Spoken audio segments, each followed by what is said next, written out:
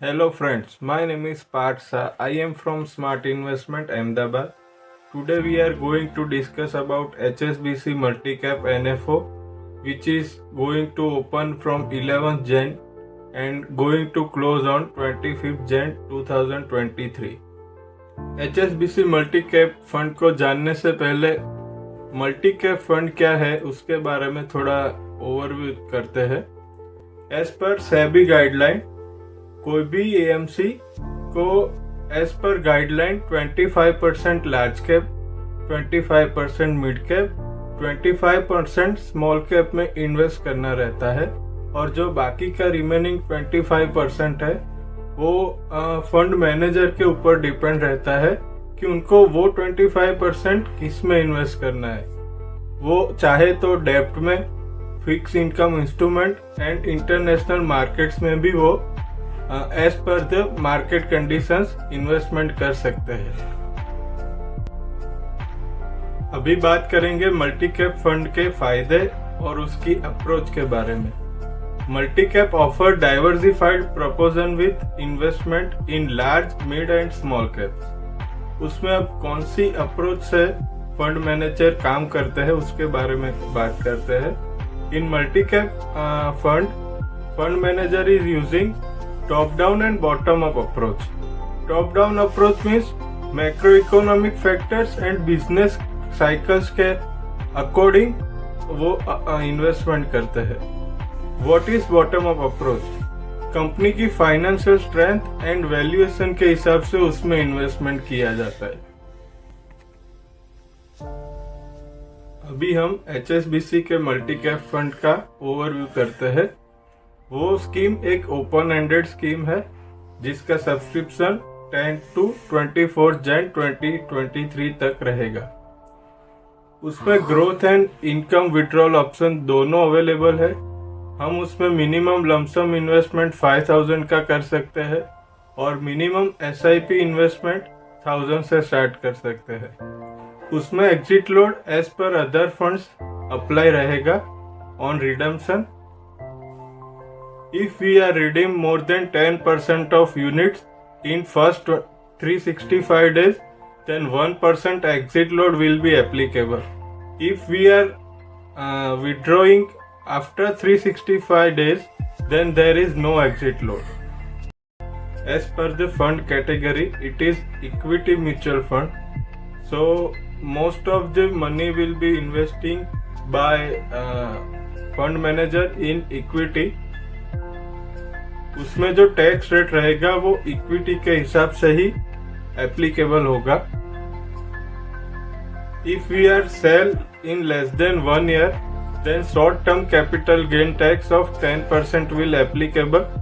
अगर हम 1 साल से ज्यादा होल्ड करते हैं तो वो यूनिट्स पे long term capital gain tax of 15% will be applicable. ये टैक्स तभी लगेगा if our gain is more than 1 lakh in a single year. Means आपका प्रॉफिट जो ओवरऑल प्रॉफिट है वो 1 lakh से ज्यादा है तो ही ये टैक्स एप्लीकेबल रहेगा, नहीं तो ये टैक्स एप्लीकेबल नहीं रहेगा। बी सजेस्टेबल इन्वेस्टमेंट हॉरिजॉन क्या रहता है। As per the fund nature, investment horizon will be minimum 3 to 4 years। अगर आप 3 to 4 years के लिए मिनिमम इन्वेस्टमेंट करना चाहते हो तो ये फंड आपके लिए अच्छा है। और इसका एडवांटेज क्या है? अगर एडवांटेज की बात करें तो we do not have to balance our portfolio because as per the mutual fund category इसमें हमको तीनों कैप्स में इन्वेस्टमेंट करने का अच्छा बेनिफिट मिलता है। अभी ये फंड के फंड मैनेजर्स कौन से हैं उनकी बात करते हैं।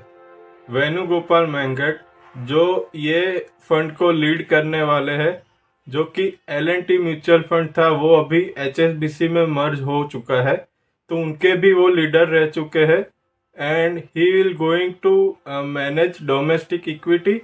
कपिल पंजाबी जो डेब्ट उसमें देखने वाले हैं और सोनल गुप्ता जो ओवरसीज इन्वेस्टमेंट्स को देखेंगे उसमें। Why to invest in HSBC? First thing is First fund of HSBC was introduced in December 2002. So हम बोल सकते हैं कि ये फंड हाउस है जो HSBC का AMC है वो 20 ईयर से भी ज़्यादा पुराना है।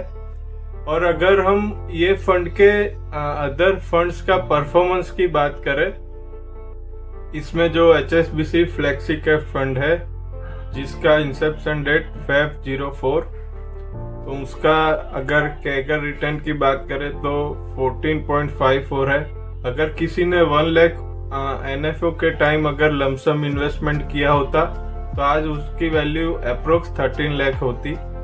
अगर HSBC लार्ज कैप की बात करें जो 2002 में लॉन्च हुआ था और उसकी कैगर रिटर्न की बात करें तो 18.90% है। अगर किसी ने उसमें 1 लाख इन्वेस्ट किया होता तो आज उसकी वैल्यू अराउंड 32,26,000 होती।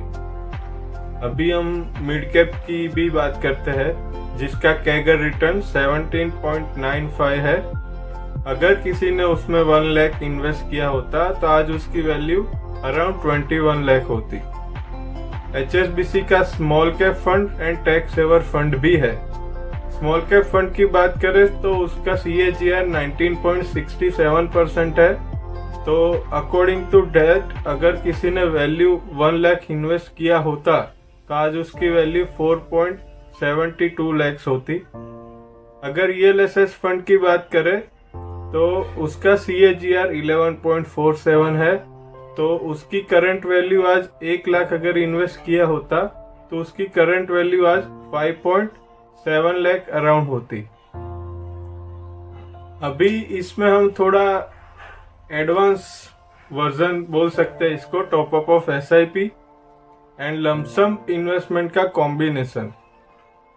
तो हम अभी ये चार्ट पे से समझ सकते हैं कि अगर किसी ने फ्लेक्सी कैप में NFO के दौरान 1 लाख का लमसम इन्वेस्टमेंट किया होता with SIP of 5,000 and with top up of 10%। यहाँ पे टॉप अप ऑफ 10% मीन्स किसी ने 5,000 की SIP की है तो उसका 10% होता है 500। तो अगर ये जैन है तो जैन की बात करें तो जैन 23 में किसी ने SIP स्टार्ट किया है, वो 5,000 से किया है, तो नेक्स्ट जैन में वो SIP अमाउंट 5,500 हो जाएगी। तो उस हिसाब से ये चार्ट में अगर देखते हैं फ्लेक्सी कैप फंड तो उसमें 1 लाख का lump sum amount SIP of 5,000 with top up of 10%।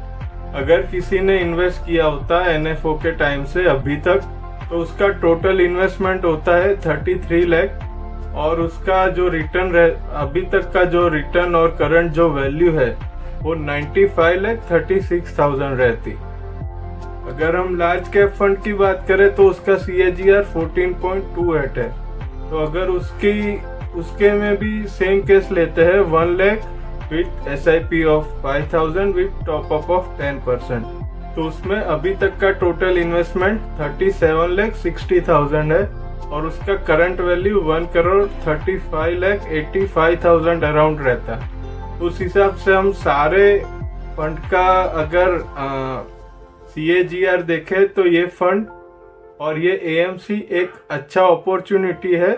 So we should invest in this NFO।